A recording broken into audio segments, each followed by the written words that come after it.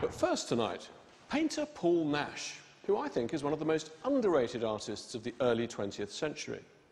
I came to Dulwich to see a new exhibition which explores his subtle, symbolic depictions of the English landscape and also tells the story of a rather tragic life.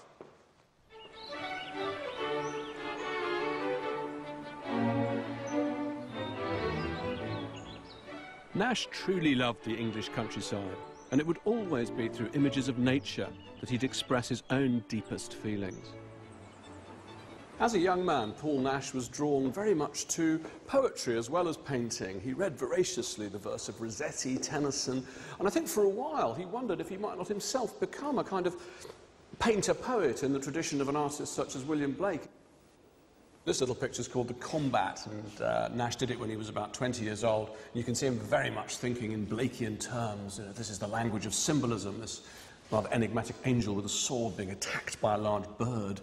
You can see that his language of representing nature is very much from Samuel Palmer with this heavy, rich foliage. I always think it's interesting to see where an artist's roots lie. And yes, it's a very derivative picture, but hey, he's only 20 years old. He's allowed to be derivative. And he would quite quickly develop his own language for representing nature.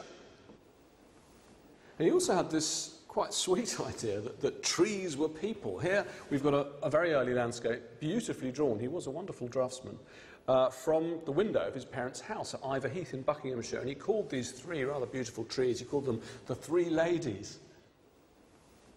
He's assembling his own symbolic language of nature. But Nash's sense of the world as a pastoral idyll was soon to be shattered. At the outbreak of the First World War, Nash described it as bloody and stupid. But the first actual reports from the trenches awoke his patriotism. By September 1914, he'd enlisted and would eventually be posted to Ypres. He was appalled by the death and destruction and the ravaged landscape. He was injured and sent home, but bravely returned as a war artist. He wasn't the only painter there. John Singer Sargent's Gassed shows the blind literally leading the blind after a mustard gas attack, an experience Nash would actually suffer. Nash's teacher at the Slade, Henry Tonks, was at the front both as surgeon and artist, creating these images of men with faces cubistically rearranged by the weaponry of war. Nash expressed his own sense of the devastation and horror of war using the same symbolic language of landscape that he developed in the years leading up to 1914. And if you look at this dark, black hole of a picture called, with rich irony, "We are making a new world," what it depicts is the aftermath of the Battle of Passchendaele. Nash had insisted that it be taken to the front line by his, in quotes, mad Irish chauffeur. Paradoxically, he saw more danger as a war artist than he had when he was a serving soldier. I wonder if these barren, broken, blasted trees aren't meant to conjure up his sense of how much he'd lost, of how much had changed in his world. Nash felt very much like the war poets, that he wanted to tell the truth.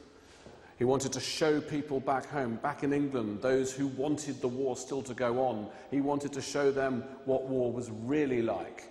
He said, I want them to see the truth, and I want it to burn their lousy souls.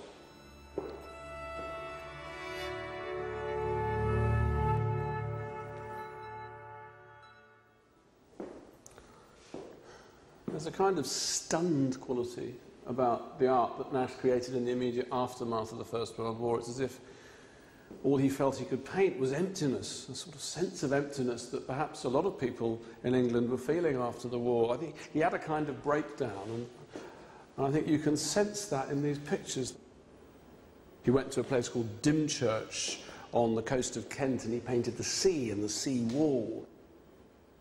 When you think of his early sense of the English landscape as a place charged with spirituality and romanticism, you know, all that's been burned away by war. What's left is a sense of England Nash's England has become this place that is, and will be forever, under threat.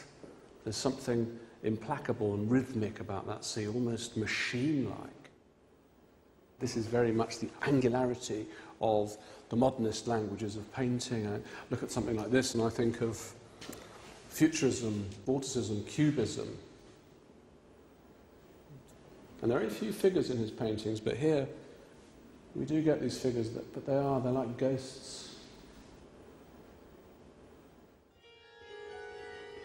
By the end of the 1920s, Nash had become fascinated by the psychologically charged art of surrealism and begun to play with it in his own work.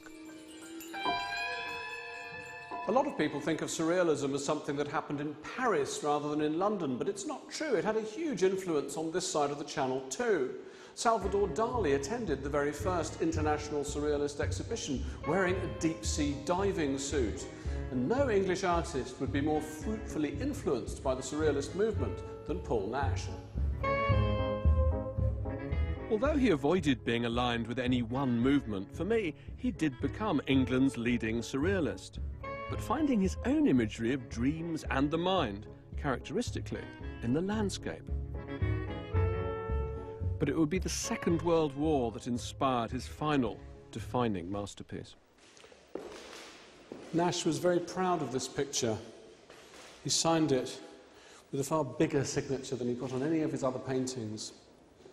When he was involved in the First World War as a war artist, Nash's position was deeply ambiguous. He was at least as hostile to his own government as he was to the government of his supposed enemies. But by the time the Second World War came, Nash was fiercely patriotic. He hated the Nazis, he hated Hitler, that dreadful failed artist, he called him.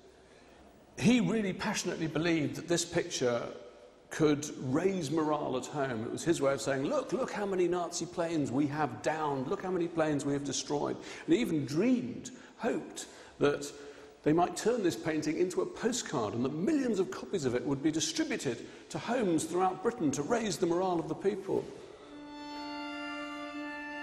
The painting was inspired by the dump at Cowley, where all of the wreckage of Nazi warplanes had been stacked up.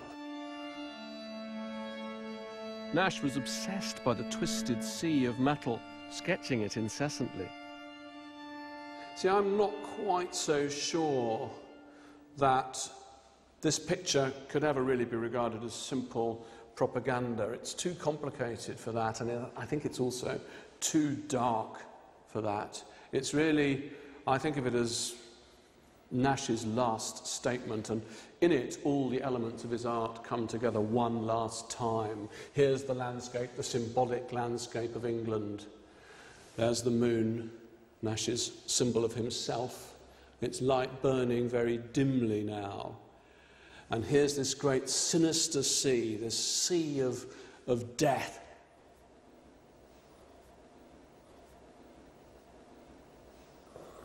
And the truth is that war had inspired him, but war had also condemned him to an early death, because Nash never got over the effect of the gassing that he suffered during the First World War. And by the time he painted this picture, his lungs were rotten. He had appalling asthma. He could barely breathe. Yes, it represents a mass of Nazi warplanes, but I think in another sense, it stands for Nash's rather tragic sense of himself. You know, all these planes that will never fly, all this wreckage that has to be put into the ground. I mean, he knows that he's going to die. He knows he's going to die, and he's painted that.